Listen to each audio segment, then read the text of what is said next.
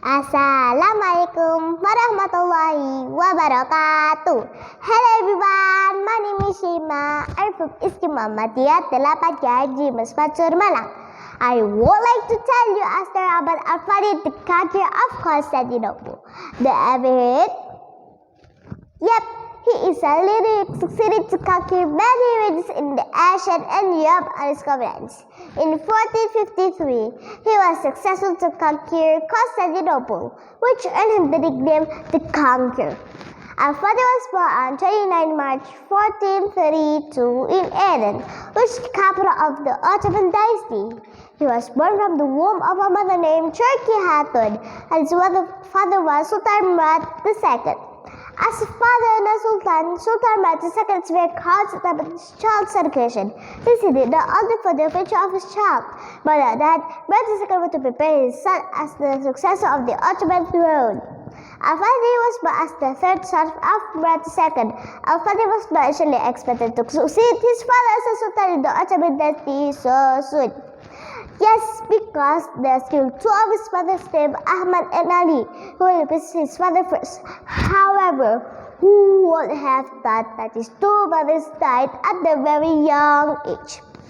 It was the death of his two brothers that made Murad II invited the little Al-Fatih from Baghdisa, creating the Madrasa, close to his to Aden, his hometown, and also become a city that will accompany his childhood until he became an extraordinarily tough young man. It was in Aden Al-Fatih began to intensively educated and prepared to become a successor to his father, Murad II. Like most children today, at the beginning of his education, Al-Fatih was not a child who easily received lessons. This does not mean that Al-Fatih is a child who is able to absorb lessons. This is because Al-Fatih's position as a prince makes him spoiled and doesn't want to obey his teachers, his father presenting to educate him. Even though he is a very smart child, many teachers have failed in educating and training them. Until finally, Murad II found a scholar and a teacher who had charisma and a firm attitude who would educate his son, Al-Fatih. He is Sheikh Ahmad bin Ismail Al-Quradi scholar.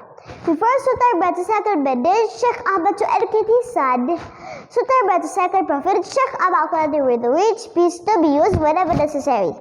And at the beginning of the meeting with his prodigy, Sheikh Ahmad Al-Quradi holding out in his hand and said, "Your father sent me to educate you, and said you will use my orders." Al-Fatih laughed at the sentence.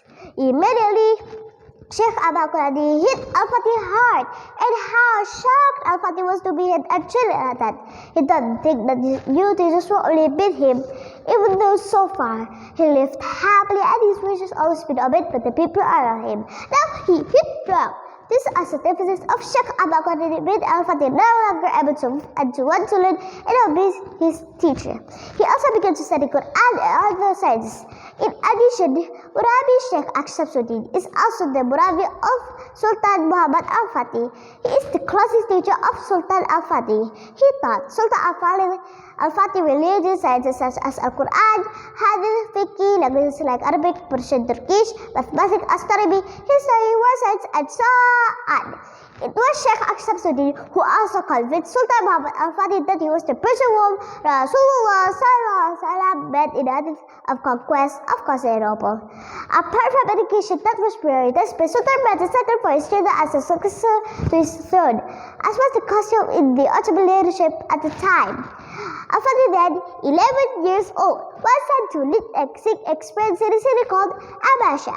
Shortly thereafter, to be business when Al-Fatih turned 12, Sultan Murad II resigned from his throne and was replaced by his only child, Al-Fatih. However, this did not last long due to requests from the Prime Minister and also Murad II's advisors. They thought that Al-Fatih at the time was very young to lead, so that Murad II returned to lead until the end of his life, 1455, and on the day of his father's death, Al-Fatih was acclaimed as the leader of the Ottoman Empire. At the time, he was quite better, namely 21 years, and he had mastered 6 other languages. It was at that age that Al-Fatih managed to conquer Constantinople. That is the brief story of Al-Fatih's childhood. So there are several important lessons we can take. First, As a middle generation, don't be lazy to learn. Don't be spoiled and make your accomplishment a big motivation. Second, send child Al-Fatiha study Quran, Hadith, Fiqh, and other major sciences such as arithmetic, astronomy, history, as well as military education, both theoretically and practically.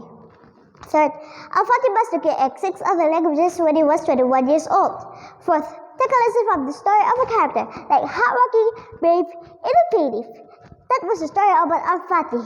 May be useful. Wassalamualaikum warahmatullahi wabarakatuh.